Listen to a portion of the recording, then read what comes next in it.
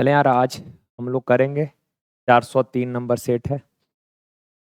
और अगर किसी को कुछ प्रॉब्लम होगा तो आप लोग बताना कमेंट करके, ठीक है। चलिए, कहा कोई राशि X% वार्षिक साधारण ब्याज के दर से 2.5 वर्षों के लिए निवेशित की जाती है।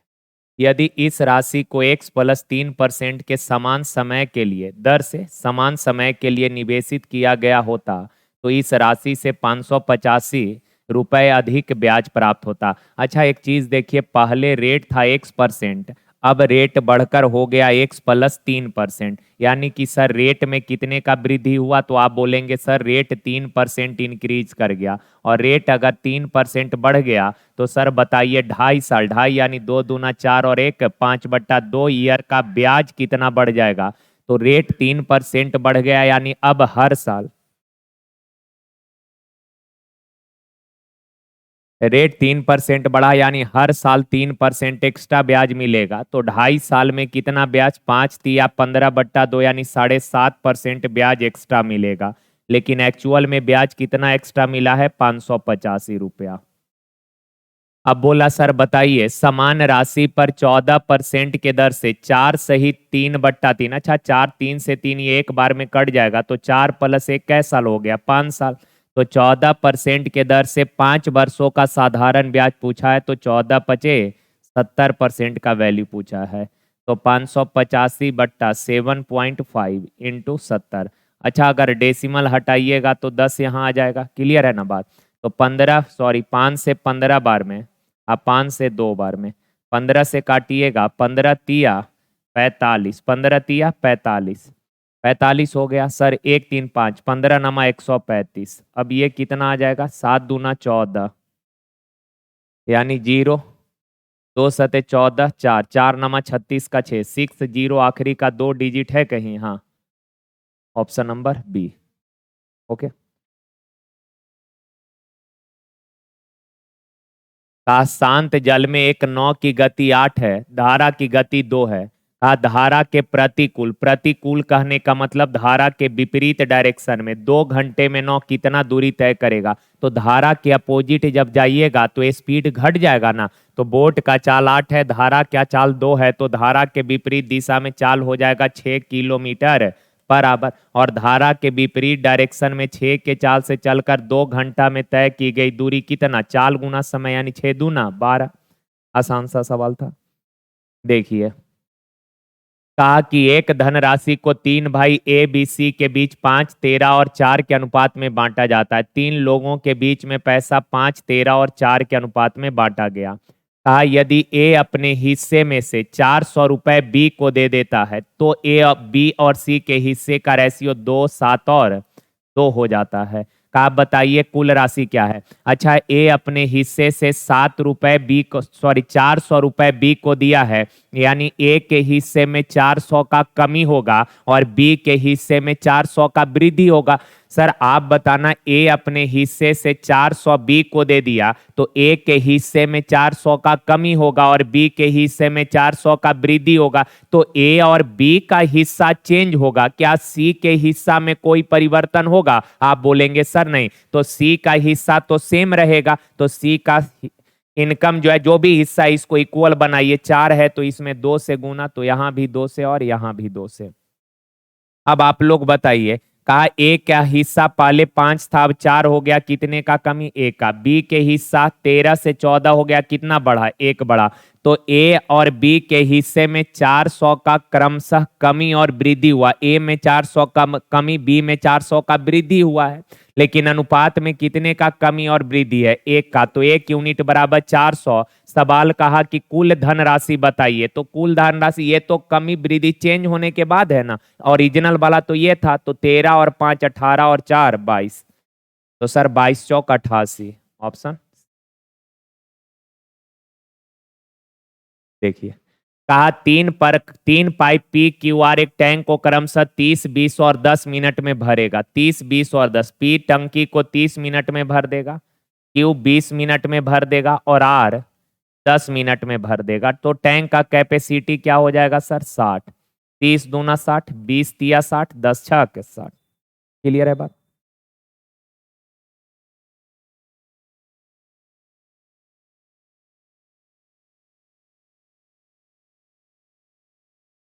देखिए अब सवाल कहा क्या, सवाल में लिखा है सर कि जब टैंक खाली होता है तो तीनों पाइपों को खोल दिया जाता है, जबकि एक क्रमशः तीन रासायनिक विलयन एस, टी और यू का निर्वहन करते हैं।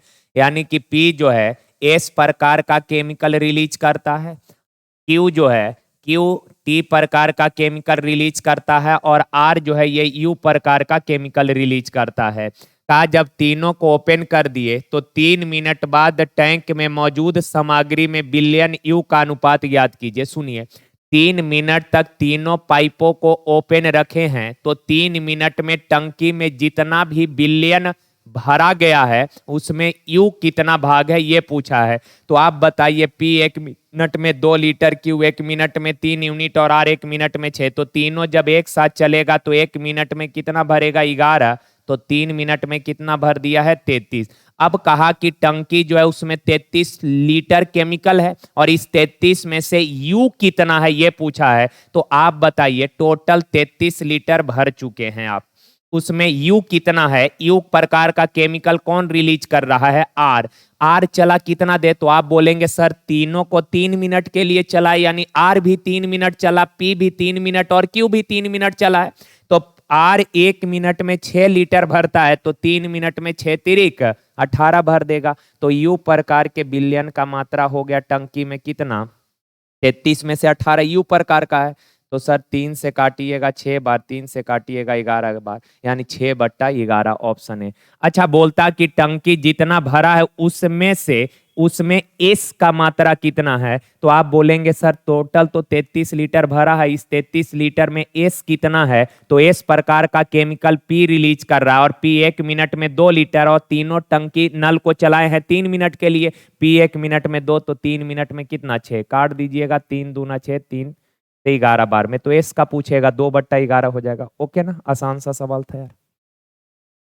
देखिए कहा माना एक्स बाई जेड एक घनाभ की लंबाई चौड़ाई और ऊंचाई है, यदि इसका आयतन 400 घन सेंटीमीटर है और कुल सतह का एरिया 340 वर्ग सेंटीमीटर है, तो x के पावर -1, y के पावर -1, z के पावर -1 किसके बराबर होगा। अच्छा एक चीज बताइए, x के पावर -1 यानी 1/x, y के पावर -1 यानी 1/y और z के पावर -1 यानी 1/z, इसका वैल्यू लिखा निकालना है। सिंप्लीफाई करिएगा, एलसीएम हो जाएगा x बाई जेड, x से डिवाइड करेंगे बाई जेड, बाई से तो एक्स जेड, जेड से तो एक्स बाई, अरेंज करके लिख देते हैं एक्स बाई जेड और जेड एक्स।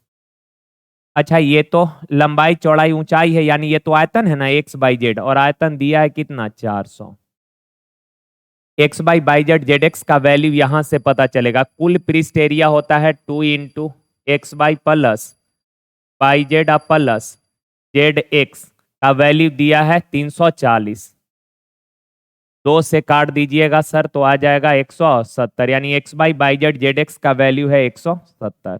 0 से 0 कैंसिल, यानी 17/40, ऑप्शन बी। देखिए का 9 अंकों की संख्या का प्रत्येक अंक 1 है, ये अभी हाल फिलहाल का पूछा हुआ यूपीएससी सीसेट जो 2023 में पेपर हुआ है कुछ दिन पहले, उसी का ये सवाल है।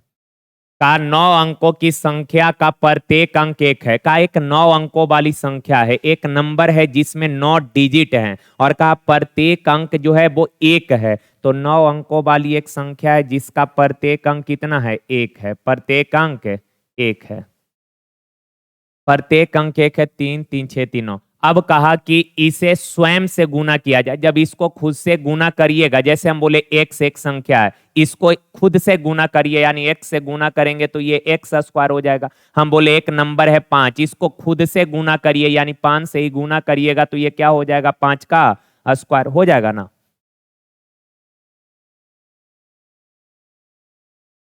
तो जरा देखिए, का इस 9 अंकों वाली संख्या को स्वयं से गुना करिएगा तो ये इसका स्क्वायर हो जाएगा।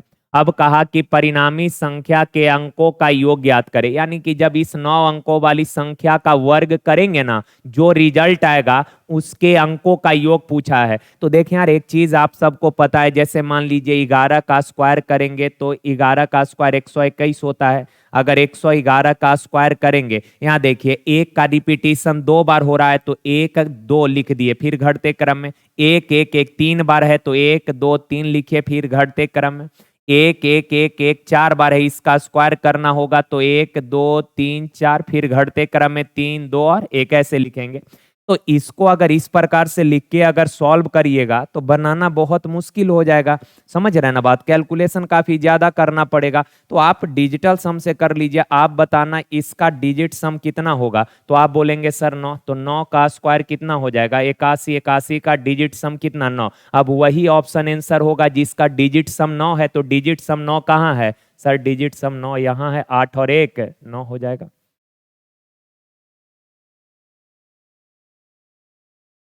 वो स्प्रे मारने पर भी बहुत ज्यादा कुछ फर्क नहीं पड़ रहा है।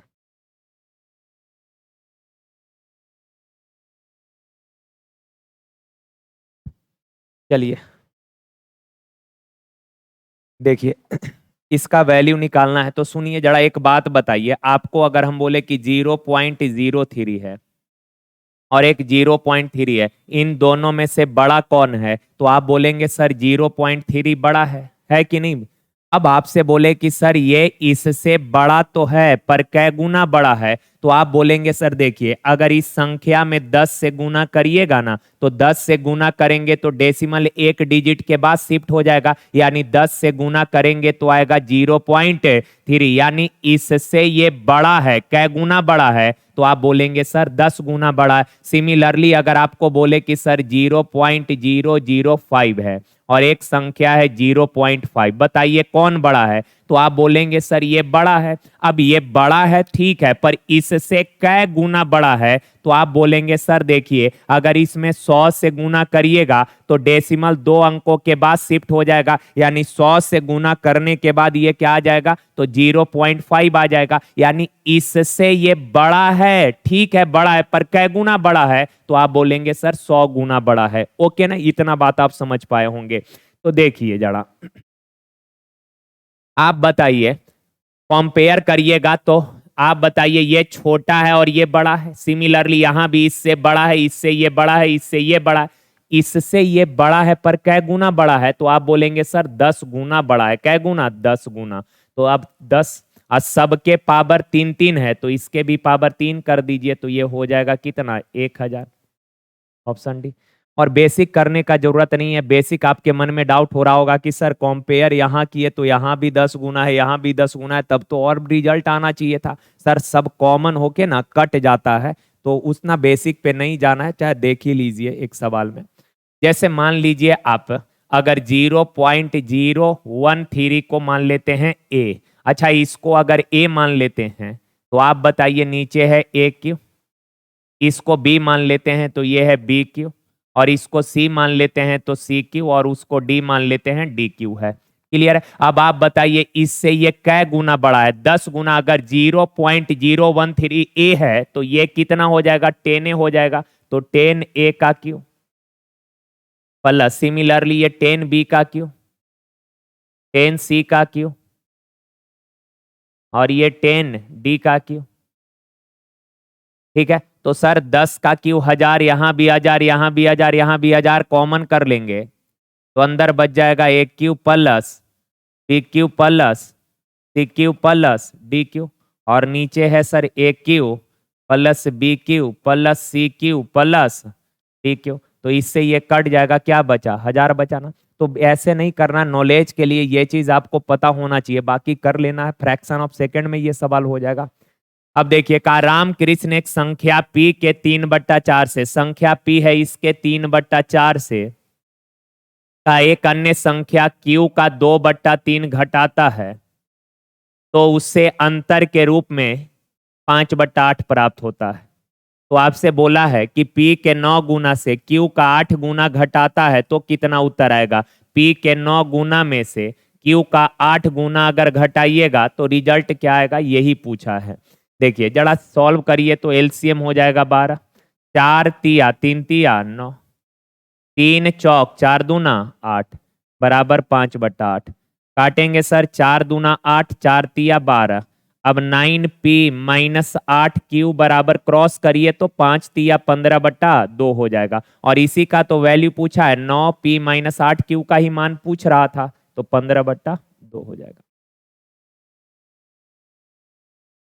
देखिए कहा किसी भी प्राकृत संख्या n के लिए, कहा कोई भी नेचुरल नंबर n के लिए 6 के पावर n माइनस 5 के पावर n का यूनिट अंक सदैव क्या होगा। अच्छा n अगर कोई नेचुरल नंबर है, n का वैल्यू कोई भी नेचुरल नंबर हो सकता है, 2 3 4 5 6 7 8 9 10 कुछ भी हो सकता है। अब कहा 6 के पावर n, आप बताना 6 के पावर कुछ भी रहेगा, 6 के पावर अगर कुछ भी रहे, क्योंकि यूनिट डिजिट पूछ रहा है तो ओनली यूनिट डिजिट को कंसीडर करेंगे। तो सर 6 के पावर कुछ भी रहे उसका इकाई अंक तो 6 ही रहेगा। सिमिलरली 5 के पावर अगर कुछ भी होगा तो उसका भी इकाई अंक 5 रहेगा। तो 6 में से 5 गया कितना, 1। तो यूनिट डिजिट हमेशा क्या होगा, 1 होगा। पढ़े होइएगा यूनिट डिजिट में 6 के पावर कुछ भी रहेगा तो इकाई अंक ऑलवेज 6, 5 के पावर कुछ भी रहे इकाई अंक हमेशा 5, 1 के पावर कुछ भी रहे इकाई अंक हमेशा 1 होता है। देखिए का निम्नलिखित में से कौन सा कथन सही है। एक अभाज्य संख्या है, सर गलत है, एक अभाज्य संख्या नहीं है सर। सबसे छोटा अभाज्य संख्या है 2, फिर 3 5 7 9 नहीं, 11 13 17 19 23, ये सब अभाज्य संख्या है। सवाल का संख्या 2 को छोड़कर सभी अभाज्य संख्याएं विषम। हाँ सर, 2 सबसे छोटा अभाज्य संख्या है, पहला चीज। दूसरा चीज, 2 एकमात्र ऐसा अभाज्य संख्या है जो कि इवन है, और 2 के अलावे जितने भी प्राइम नंबर होंगे ना सब कैसा होगा, ऑड यानी कि विषम होगा। तो ये स्टेटमेंट सही है।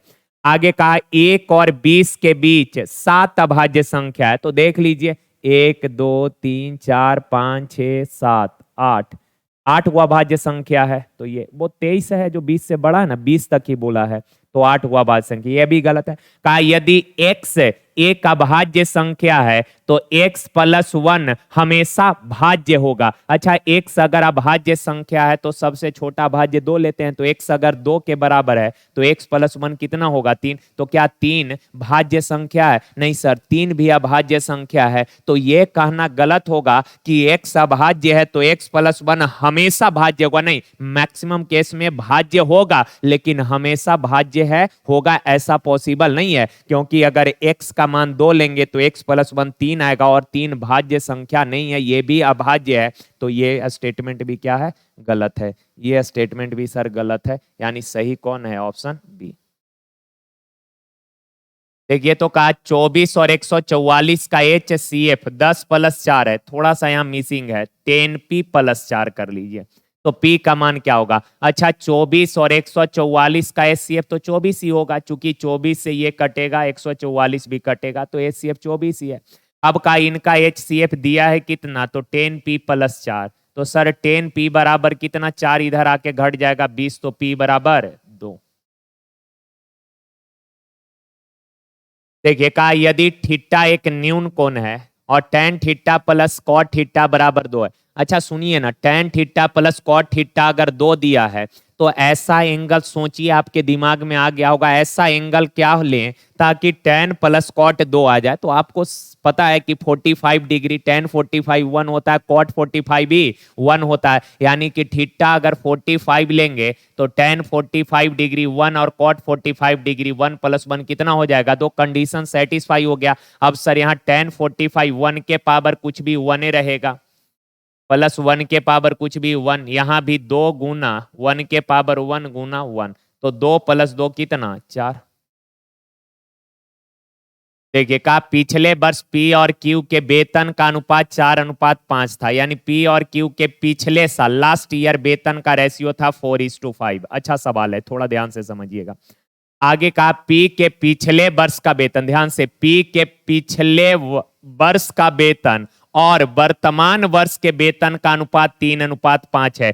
पी के कहा पिछले वर्ष का वेतन और वर्तमान वर्ष के वेतन का रेशियो दिया है 3:5, यानी पी का पिछला साल वेतन अगर 3 था तो वर्तमान में वेतन कितना है 5 है। यहां तक क्लियर है। अब आगे कहा क्यू के लिए यह अनुपात 2:3 है, क्यू के लिए यह अनुपात 2:3 है, यानी क्यू का पिछले साल का वेतन था 2 यूनिट, तो प्रेजेंट में वेतन है क्या यूनिट 3 यूनिट। कहा यदि वर्तमान में वेतन का कुल योग 6800, अच्छा वेतन का सम जो दिया ना 6800 ये प्रेजेंट का दिया है, तो रेशियो भी अपने को प्रेजेंट का चाहिए। एक बात बताइए, ये पिछले साल का वेतन है, पिछले साल के वेतन का कंपैरिजन पिछले साल से कर लीजिए, प्रेजेंट निकालना है तो 5 से गुना।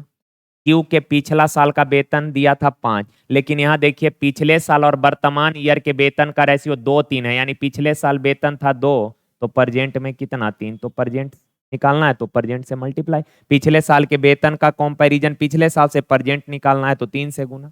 अब 5 से 5 कट जाएगा, क्रॉस करिएगा, 2 चौक 8 3 तिया, यानी पी का पिछले साल वेतन था 8 यूनिट और क्यू का पिछले साल वेतन 9 यूनिट। अच्छा दोनों के वेतन का सम प्रेजेंट में दिया है 6800, अनुपात में कितना है 8 और 9 17 यूनिट, 17 यूनिट 6800 तो 1 यूनिट बराबर इतना हो जाएगा। और पूछा है क्यू का वेतन, क्यू का वेतन है 9 यूनिट तो 9 से गुना, 17 चौक 68, 9 चौक 3600, ऑप्शन बी सही है। देखिए का सही कथन का चयन करें, सही कथन का चयन करें।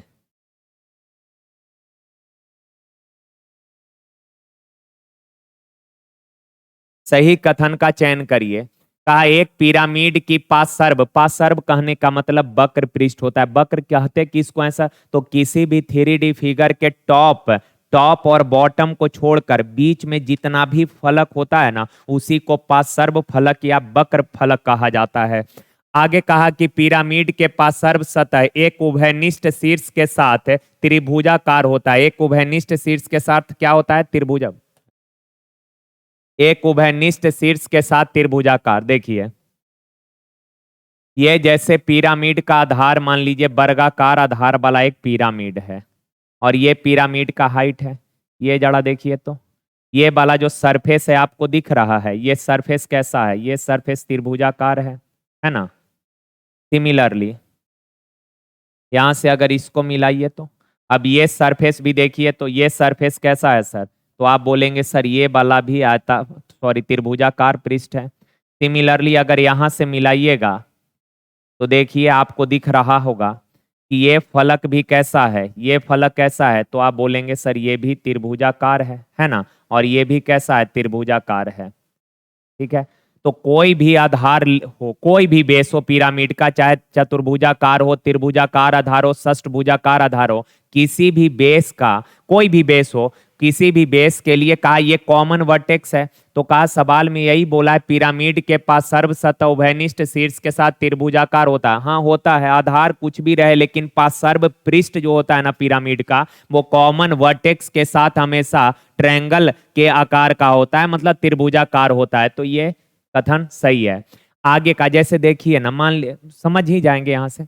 कहा पिरामिड प्रिज्म का एक विशेष रूप है, नहीं सर पिरामिड अलग चीज है और प्रिज्म अलग है। प्रिज्म यूनिफॉर्म फिगर का एग्जांपल होता है, यानी प्रिज्म में जैसा टॉप होता है वैसा ही बॉटम होता है, जैसा टॉप वैसा बॉटम, यानी ऊपर से लेकर नीचे तक एक समान आकृति होता है, उसको प्रिज्म कहते हैं। लेकिन पिरामिड जो होता है ये नॉन यूनिफॉर्म फिगर का एग्जांपल होता है। पिरामिड का जो आधार होता है ये तो फैला रहेगा लेकिन जैसे जैसे ऊपर जाएगा ना ये पॉइंटेड नोकीला होते जाएगा, तो पिरामिड नॉन यूनिफॉर्म फिगर का एग्जांपल है और प्रिज्म यूनिफॉर्म फिगर का एग्जांपल है, तो ये तो गलत है सर।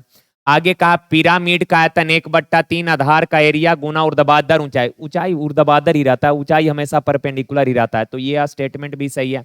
आगे कहा प्रिज्म का आयतन 1/2 आधार का एरिया गुना ऊंचाई, नहीं सर प्रिज्म का आयतन होता है केवल आधार का क्षेत्रफल गुना ऊंचाई, आधार का क्षेत्रफल और गुना ऊंचाई, तो ये स्टेटमेंट भी गलत है, यानी सही कौन है केवल 1 और 3, 1 और 3 ऑप्शन बी। देखिए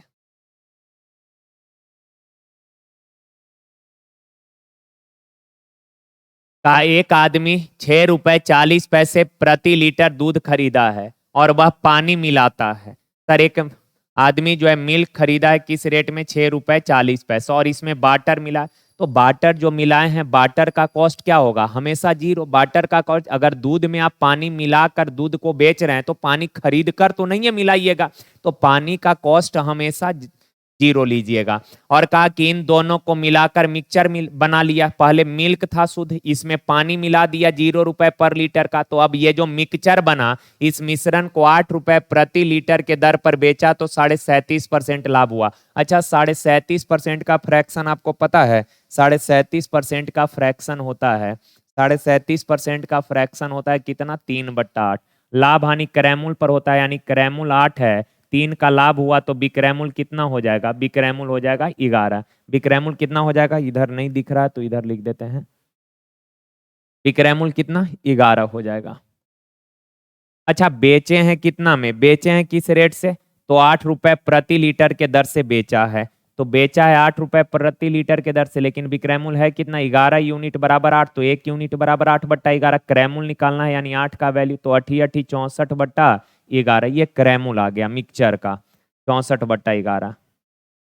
अब इनका अंतर देखिए यार, एक चीज जरा देखे ना, यहाँ पे अगर आप देख पा रहे हैं तो सर यहाँ से अगर डेसिमल हटा देते हैं तो बट्टा में क्या आ जाएगा? 100, और एक जीरो से एक जीरो कैंसिल हो जाएगा। अब यहाँ बट्टा में जो 11 है और ये 10 है, फ्रैक्शन ना बने इसके लिए 10 और 11 का एलसीएम 110 से सबको मल्टीप्लाई कर देते हैं, और 110 से अगर गुना करिएगा तो आप बताइए, जीरो से जीरो, 11 चौक 44, 66 6, सॉरी 4, 70 हो जाएगा। 11 से 10 बार में, और ये हो जाएगा 640। सर इन दोनों का अंतर, इन दोनों का अंतर यहाँ पर, और इन दोनों का अंतर, तो ये जीरो ना है? जीरो। 640 रेशियो लेंगे तो ये हो जाएगा 10 और ये हो जाएगा ये। सवाल क्या पूछा है? सवाल पूछा है मेरे प्यारे भाई कि उसके ग्राहक द्वारा प्राप्त पानी से दूध का अनुपात, पानी से दूध का रेशियो पूछा है। तो पानी है 1 और मिल्क है कितना? 10, तो 1:10। ऑप्शन ए है ना। देखिए कहा ए किसी कार्य का 33 सही 1/3%। अच्छा, 33 सही 1/3% का फ्रैक्शन कितना होता है? 1/3।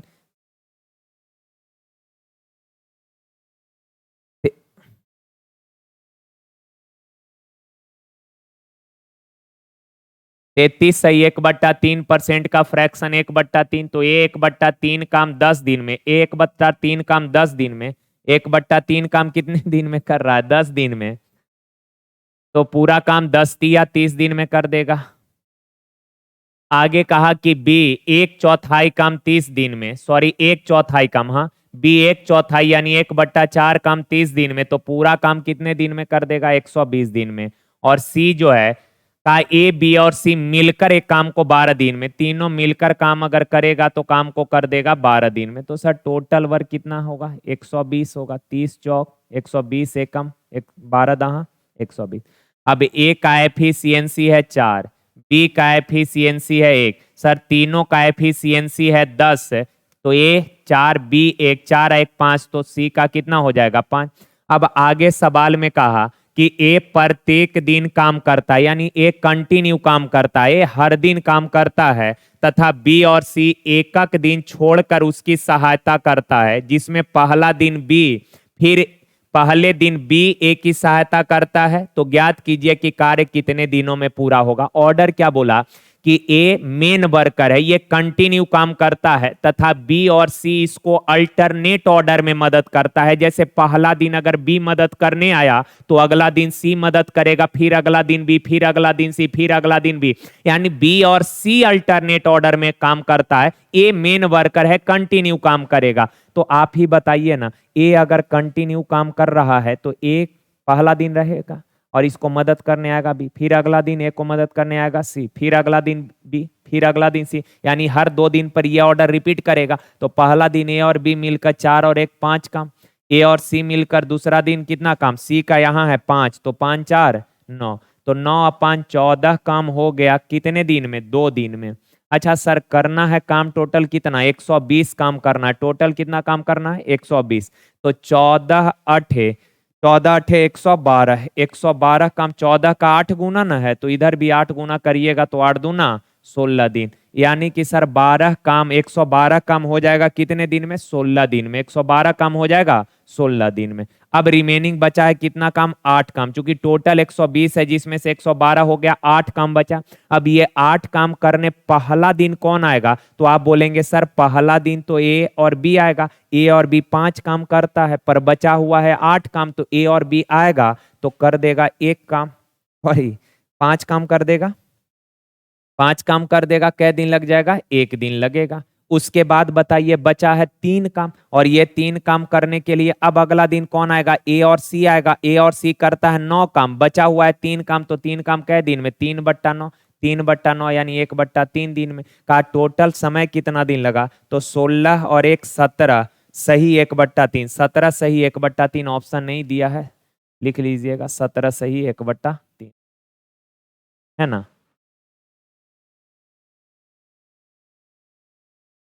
देखिए कहा 15 भुजा वाले एक बहुभुज के विकर्ण हो किसी भी पॉलीगन में सर विकर्ण का संख्या n इंटू एन माइनस 3/2 होता है। तो 15 भुजा वाला पॉलीगन है तो n नंबर ऑफ साइड 15 है, तो 15 गुना 12 माइनस 2, 15 छक 90। देखिए कहा दो बहुपद का एच सी एफ 3x+1 और L C M 30x³ plus 7x² minus 10x-3 है। कहा एक बहुपद इतना है तो दूसरा बहुपद।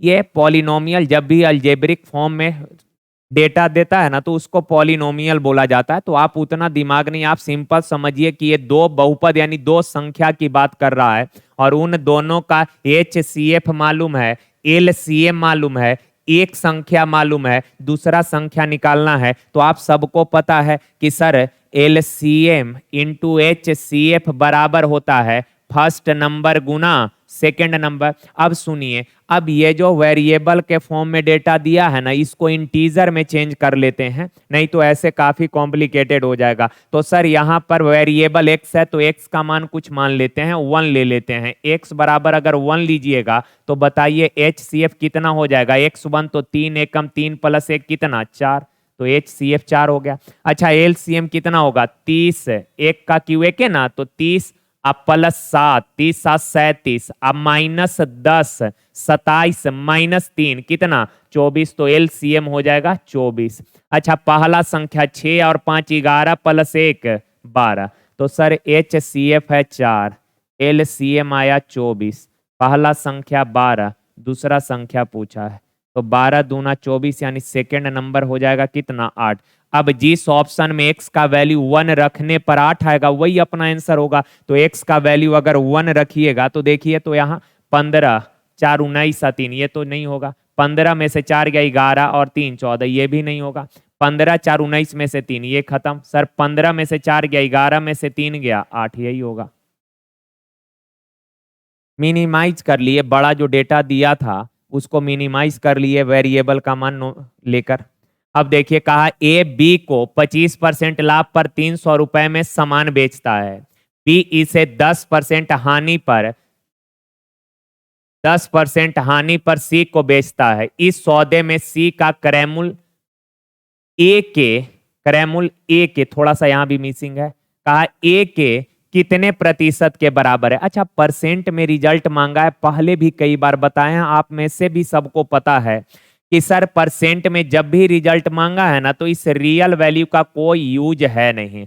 आप डायरेक्ट भी सवाल को कर सकते हैं। कहा ए बी को 25% लाभ पर दिया है, तो ए 100 में खरीदा था, 25 लाभ यानी 125 में बी को दिया, तो 125 में अगर बी को बेचा तो बी 125 में खरीदा होगा। जैसे हम मान लीजिए ये 5 रुपए में कलम आपको बेचे तो आप 5 में खरीदे, तो मेरे लिए 5 भी क्रैमुल है लेकिन आपके लिए वो क्रैमुल होगा। तो कहा ए ने 25% लाभ पर बी को दिया, 100 का चीज 125 में दिया तो बी खरीदा 125 में, तो बी का क्रैमुल है 125। आगे कहा कि सर बी 10% हानि पर सी को बेचा, बी 10% हानि पर, तो 125 का चीज 10% हानि यानी 90% में बेचा होगा। 0 से 0 9 5 45 9 दूना 18, 4 22, 9 2 11, एक जीरो हटाएंगे डेसिमल एक अंकों से पहले। ए बी सी का क्रैमूल मालूम, सी का क्रैमूल ए का कितना प्रतिशत है? सी का क्रैमूल देखिए कितना है, 112.5 है।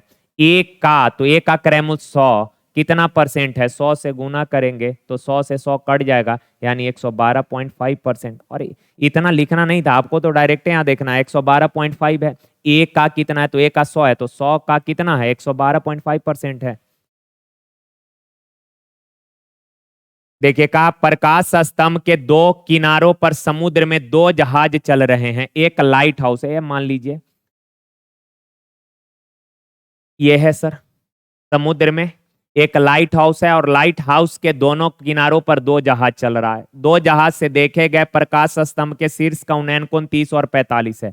अच्छा यहां से लाइट हाउस के टॉप को देखेंगे ना, तो कोण बनेगा 30 डिग्री, और यहां से जब देखेंगे तो बनेगा 45 डिग्री। उन्नयन अवनमन से फर्क नहीं पड़ता है, क्योंकि दोनों बराबर ही होता है, उन्नयन हो या अवनमन हो दोनों। इसको हटाइए ना, धुआं धुआं कर दिए हैं, स्प्रेवा से नहीं भागता है। नहीं नहीं, इसको हटाइए, बहुत दिमाग इस...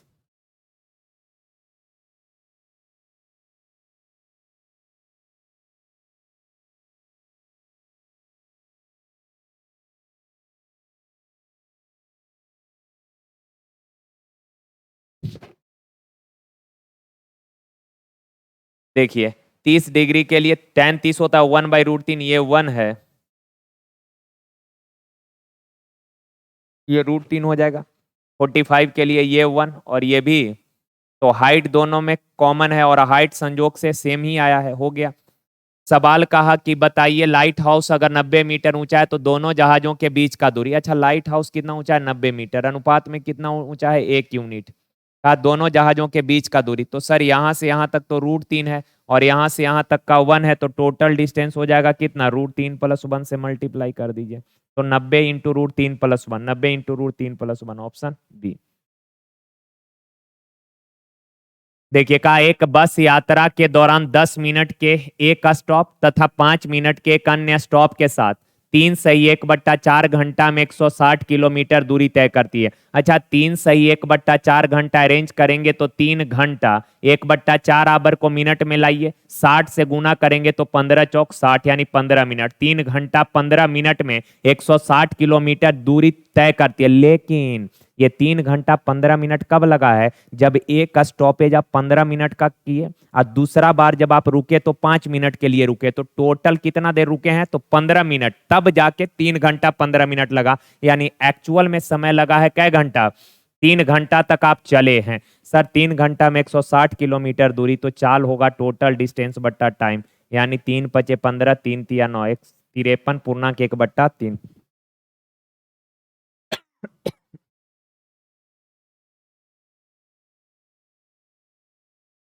कहा एक चुनाव में केवल 2 उम्मीदवार थे, विजयी प्रत्याशी को कुल मतों का 48% मिला। अच्छा विनर जो है ना, इसको 48% मत मिला है। कहा उनके प्रतिद्वंदी को 6800 मिला। अच्छा प्रतिद्वंदी, विनर को 48% मत मिला, दो ही कैंडिडेट है, तो दूसरा लूजर ही होगा ना। कहा लूजर जो है उसका प्रतिद्वंदी जो हार गया उसको 6800 मत मिला, जो कुल मतों का 34% है। अच्छा लूजर को कुल मतों का 34% मत मिला है, लेकिन एक्चुअल में मत मिला है कितना, 6800।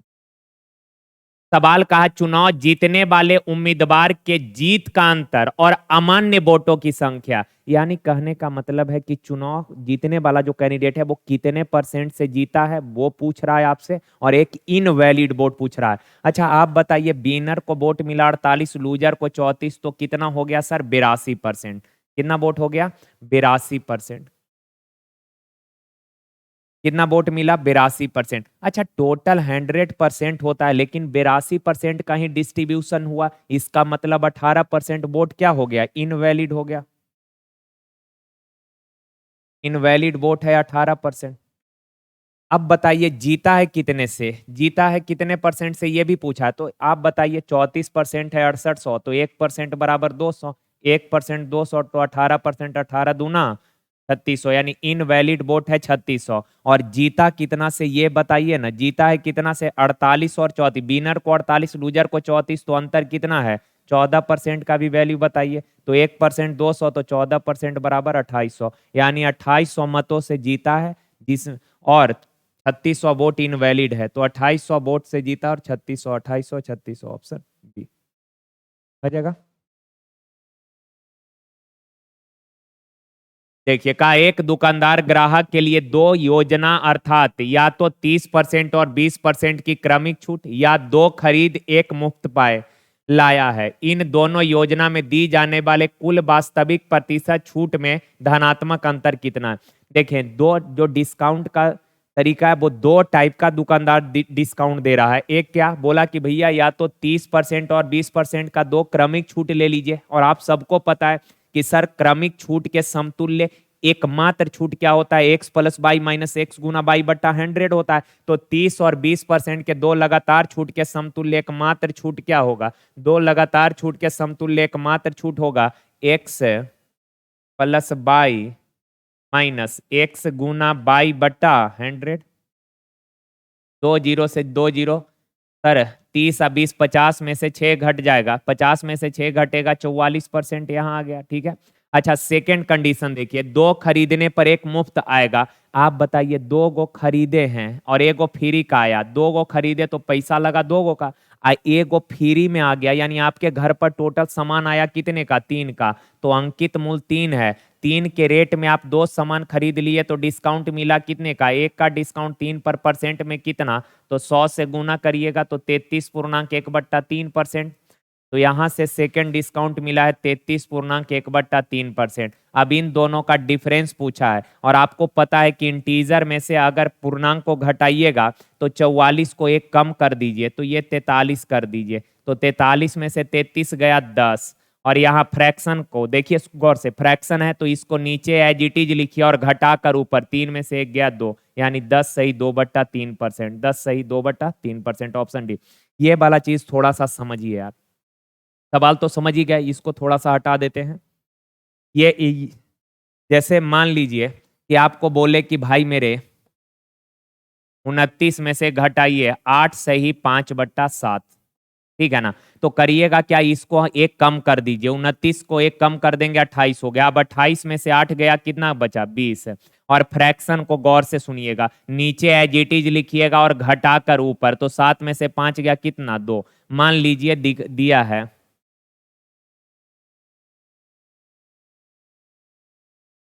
इसको घटाना है, तो हमेशा इंटीजर को एक कम कर दीजिएगा। तो 368, 368 में से 24 घटाइएगा, 4 4 3, 344। फ्रैक्शन में नीचे एज इट इज लिखिएगा और घटाकर ऊपर, 9 में से 5 गया कितना, 4। क्लियर बा। तो वही चीज वहां पे सवाल में यूज हुआ था, समझ गए होंगे अब आप लोग। देखिए, का यदि साधारण ब्याज की वार्षिक दर 8 से बढ़कर 12.5%, अच्छा 8 से बढ़कर 12.5 हो गया, 8 से बढ़कर 12.5 यानी कितना इंक्रीज कर गया, 4.5%। लेकिन एक्चुअल में इंक्रीज कर गया है कितना, 369। आप बताइए मूल राशि यानी 100% का वैल्यू पूछा है। परसेंट से परसेंट कैंसिल, जीरो हटाइएगा, डेसिमल ऊपर आ जाएगा। अब काट दीजिए, 5 नमा 45, 5 दूना 10, 9 से काटिएगा, 9 चौक 36, 9 एक 9, 41 दूना 82 पर 2 जीरो, ऑप्शन सी।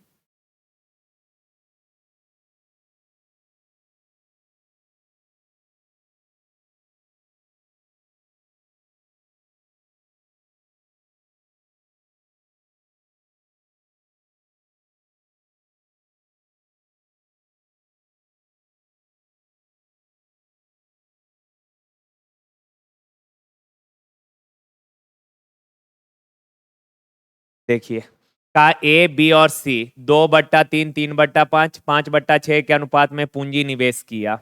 अच्छा, तीनों के पूंजी का रेशियो दिया है, फ्रैक्शन है, इंटीजर बना लीजिए, कितना से गुना कर दीजिएगा सर, 3 5 6 से कटने वाला नंबर 30 है, तो 30 से मल्टीप्लाई कर देंगे, तो 3 दहा 10 दूना 20, 5 छक 18, 6 पचे 55 25, ये पूंजी आ गया।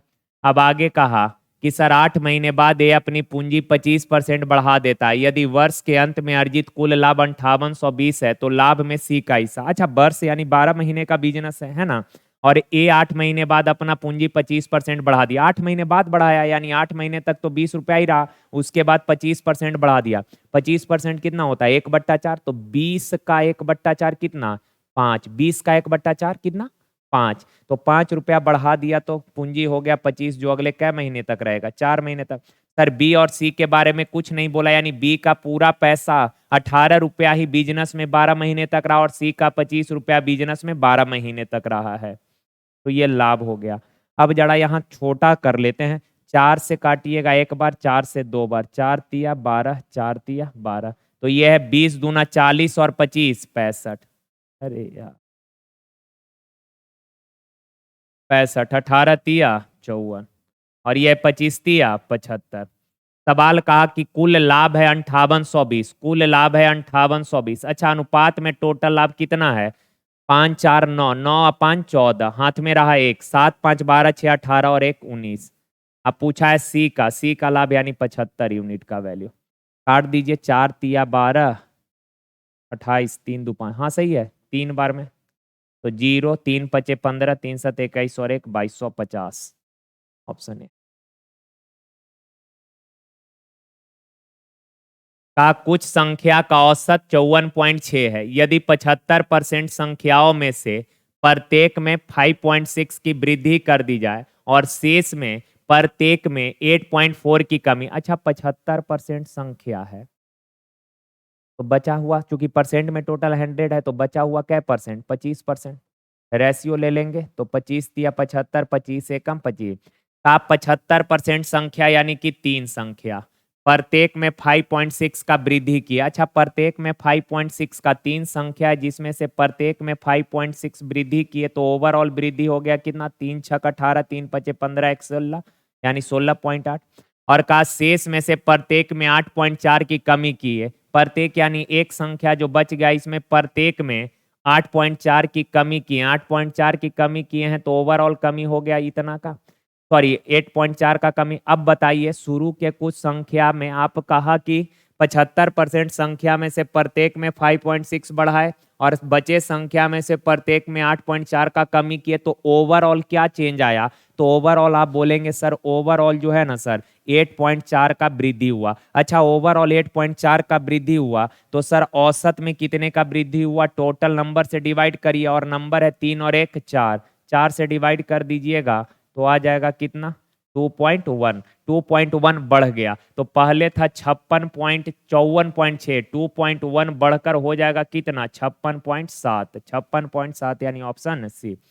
यहाँ परसेंट जो था ना 75%, 100 मानेंगे तो 75 संख्या, तो 75 को अगर 5.6 से मल्टीप्लाई करेंगे थोड़ा कैलकुलेशन बड़ा हो जाएगा, इसीलिए रेशियो ले लिए हैं। नहीं तो एक सवाल जो कल किए थे उस तरीके से भी इसको आप कर लीजिएगा। देखिए, कहा 25 महिला 6 दिन में किसी काम का 1/3। अच्छा, 6 दिन में कितना काम करती है सर? 1/3 काम। अच्छा, 1/3 काम अगर 6 दिन में करती है तो पूरा काम 6 तिरिक 18 दिन में ना करेगी? तो आप बताइए, 25 महिला काम को 18 दिन में पूरा कर देती है, तो ये टोटल वर्क हो गया। अब का इस काम को 5 दिन में करने के लिए कितने महिला की आवश्यकता होगा? तो मान लेते हैं X महिला का जरूरत होगा, तो 5 पचे 25, 18 पचे 90। यहाँ पर यूनिट लिखने का जरूरत नहीं है, क्योंकि यहाँ भी ओमैन है, यहाँ भी ओमैन, तो ओमैन से ओमैन कट ही जाएगा, तो यूनिट का जरूरत नहीं है। लेकिन यहाँ जरूरत नहीं है, हर जगह ऐसा नहीं कर सकते। अगर टाइम एंड वर्क के एक ही सवाल में मैन, ओमैन, बॉय अलग अलग यूनिट है, तो जो भी वेरिएबल लिखेंगे उसके साथ उसका यूनिट लिखना पड़ेगा। आप बोलेंगे सर यहाँ क्यों नहीं लिखे? तो अभी बताए, यहाँ ओमैन, यहाँ भी ओमैन, तो यूनिट सेम है, कट ही जाएगा। देखिए, कहा b² माइनस 4b माइनस 1 0 है, तो इसका वैल्यू यहाँ पे थोड़ा ब्रैकेट लगा लीजिएगा, ये 3 है और ऐसे ये इसका वैल्यू पूछा है। अच्छा, b-1/b चाहिए, तो 1/b, बट्टा में b चाहिए ना, तो b से इसको डिवाइड कर देंगे, तो ये बचा b-4 और -1/, बराबर 0। तो सर b-1/b बराबर कितना हो जाएगा? 4। अब इसका चूंकि b² भी चाहिए, स्क्वायर करेंगे तो a-b का square a² plus b² minus 2ab बराबर 4 का स्क्वायर 16। b से b कट गया, 2 उधर जाके जुड़ जाएगा, तो कितना आ जाएगा? 18। इसका वैल्यू क्या आ जाएगा सर? 18। अब इसका वैल्यू 18 आ गया। अब प्लस 3 गुना b माइनस 1 बट्टा b का वैल्यू कितना है 4, 12, 18 और 12 कितना 30, ऑप्शन बी। देखिए कहा x square minus 14x plus 49 zero के मूलों का नेचर क्या होगा, कल भी बताए थे मूलों का नेचर किस पे डिपेंड करता है, तो बी स्क्वायर माइनस 4ac पे डिपेंड करता है। तो इसका वैल्यू देख लेते हैं सर, बी स्क्वायर यानी एक्स का कॉफिशियंट बी होता है, तो -14 का स्क्वायर करेंगे तो 196 माइनस 4 गुना ए, एक्स स्क्वायर का कॉफिशियंट कुछ नहीं यानी 1 है और सी कांस्टेंट है 49, तो सर 196 माइनस 196 ना, 49 चौक 196, ठीक है, तो जीरो आ गया। अच्छा अगर इसके बराबर जीरो है तो आप सबको पता है अगर बी स्क्वायर माइनस 4ac अगर जीरो आ गया, इसका मतलब इसके मूल वास्तविक तो होंगे ही, वास्तविक, चूंकि रूट के अंदर अगर जीरो है तो जीरो का वैल्यू जीरो ही होगा, तो जीरो का वर्गमूल तो जीरो निकाल ही सकते हैं, तो वास्तविक तो होगा ही और साथ के साथ समान भी होगा, वास्तविक और समान, वास्तविक और समान मूल, ऑप्शन बी, ठीक है। देखिए कहा 10 वर्ष पहले एक पुत्र की आयु उसके पिता की आयु का 1/8 है। 10 वर्ष पहले, 10 वर्ष पहले फादर का जो एज है, कहा फादर पुत्र का एज, पुत्र की आयु पिता की आयु का, पिता की आयु का, पिता की आयु का 1/8, तो का वाला नीचे पिता की आयु का, तो पिता की आयु अगर 8 है तो पुत्र का एज 1 होगा। का अब यानी प्रजेंट में, का सर प्रजेंट में उसकी आयु यानी पुत्र की आयु, पिता की आयु का 9/37, पिता की आयु का यानी पिता की आयु 37 है तो पुत्र की आयु 9। अब यार एक चीज बताइए, तो किसी भी सर्टेन टाइम में दो व्यक्ति के एज का गैप सेम ना होना चाहिए, किसी सर्टेन टाइम में एक व्यक्ति का एज जितना बढ़ेगा या घटेगा दूसरा का एज भी उतना ही बढ़ना घटना चाहिए, तो यहाँ अंतर सेम नहीं है, सेम करिए तो नीचे वाला के अंतर से ऊपर में गुना करिए, तो 37 और 9, 37 और 9 का अंतर कितना हो जाएगा 28, 28 से गुना करिएगा तो 8 8 64, 8 दूना 16, 16 और 6 22 और 28 से कम 28, और नीचे सर 7 से गुना करिए, 8 और 1 का अंतर 7, तो 7 7 49, सतिया 21 4, 7 नमा 63। अब अनअरेंज्ड वाला का कोई यूज नहीं है, इसको हटाइए। अब देखिए तो जरा पिता का एज कितना इंक्रीज कर गया, तो आप बोलेंगे सर पिता का इंक्रीज कर गया 35, और पुत्र का एज कितना इंक्रीज कर गया सर 35, तो अनुपात में दोनों का एज 35 इंक्रीज किया, पर एक्चुअल में दोनों के एज का गैप है 35, एज का गैप 35 है, लेकिन यहाँ पे गैप कितना है, तो 10 साल पहले और प्रेजेंट के बीच का गैप 10 साल का ही होगा, 35 यूनिट 10 साल, तो 1 यूनिट बराबर कितना हो जाएगा 10/35, 1 यूनिट 10/35 है। पूछा पिता की वर्तमान आयु, तो पिता का परजेंटेज, फादर का परजेंटेज ये वाला ना, ये मत ले लीजिएगा, ये अनअरेंज्ड वाला है, यहाँ है पिता का परजेंटेज 259, 7 तिया 21, 7 7 49, 7 5 35, 5 दूना 10, 37 दूना 74 साल, ऑप्शन नंबर बी। तो चलिए यार ये हो जाएगा, तो आज हम लोग इसको समाप्त कर लिए। अब नेक्स्ट सेट जो होगा वो मंडे को होगा, लेकिन कोशिश करेंगे कि सैटरडे संडे जो है कोई सेपरेट टॉपिक का टाइप बाय चीज छोटा छोटा टाइप करके भी हम लोग साथ के साथ ये चीज करेंगे, ठीक है ना। तो आज के लिए यहीं तक मेरे प्यारे भाई, थैंक यू यार, धन्यवाद, थैंक यू।